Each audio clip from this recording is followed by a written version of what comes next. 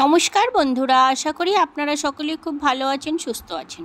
সামনেই চলে আসছে শুভ জন্মাষ্টমী, সেই জন্য আজ থেকেই আমার বাড়িতে নিরামিষ।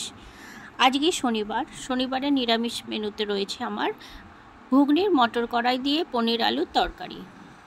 এই রেসিপি আমি কিভাবে তৈরি করলাম সেটাই আপনাদের সঙ্গে শেয়ার করছি। দেখুন, প্রথমে আমি এক বাটি মটর কড়াই নিয়ে নিয়েছি, তারপর নিয়েছি 200 গ্রামের এক প্যাকেট পনির, যেটা আমি ছোট ছোট সাইজে কেটে নিয়েছি, আর নিয়েছি 3টে আলু, যার খোসা আমি ছাড়িয়ে পরিষ্কার করে ধুয়ে নিয়েছি, আর নিয়েছি সামান্য পরিমাণে ক্যাপসিকাম, যেটাও ছোট ছোট করে কেটে নিয়েছি। সব কিছু আমি কেটে ধুয়ে পরিষ্কার করে নিয়েছি। এবারে আমি মটর আর আলুটাকে সেদ্ধ করে নেব। তার জন্য নিয়ে নিয়েছি একটা কুকার, তাতে আলু মটর সমস্ত দিয়ে পরিমাণ মতো জল দিয়ে 2টো সিটিতে সেদ্ধ করে নেব। খুব বেশি গলানোর কোনো প্রয়োজন নেই।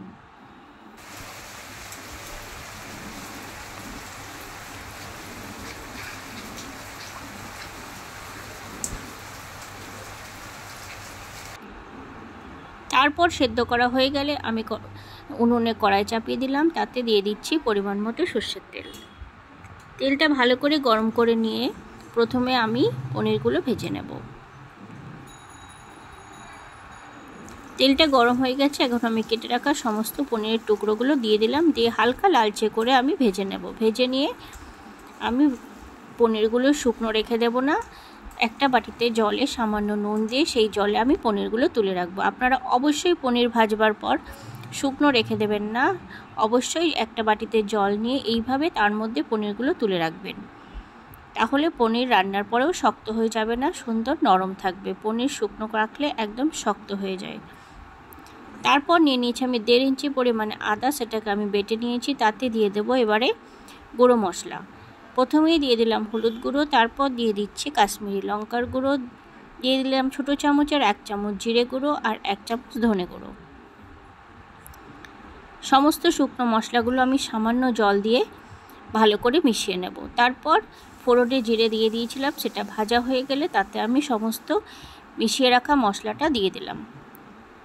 মশলা এইভাবে মিশিয়ে নিয়ে ব্যবহার করলে খুব ভালো হয়, যাতে গুঁড়ো মশলা খুব তাড়াতাড়ি পুড়ে যায়। সেই জন্য ভালো করে জল দিয়ে ভিজিয়ে রাখলে মশলাটা খুব ভালোভাবে কষানো যায়। তারপর সামান্য স্বাদ মতো নুন আর সামান্য চিনি দিয়ে মশলাটা খানিকক্ষণ কষিয়ে নিয়ে তারপর প্রথমে আমি সেদ্ধ করা মটরটা দিয়ে দিলাম।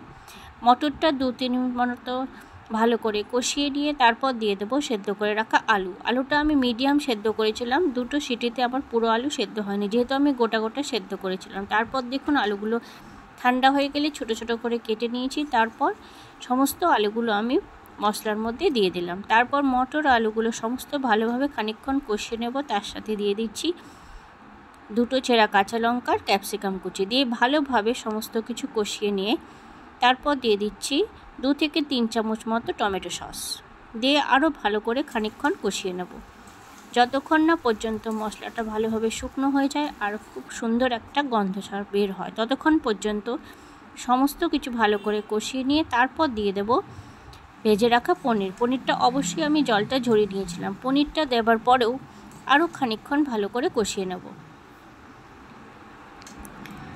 দীপালি পাল কুকিং চ্যানেলের আমি দীপালি। আমার এই সাধারণ ছোট ছোট রেসিপিগুলো আপনাদের পছন্দ হলে অবশ্যই স্কিপ না করে পুরোপুরি দেখবেন, আর ভালো লাগলে অবশ্যই চ্যানেলটিকে সাবস্ক্রাইব করবেন, আর অবশ্যই ভালো লাগলে কমেন্টে জানাবেন।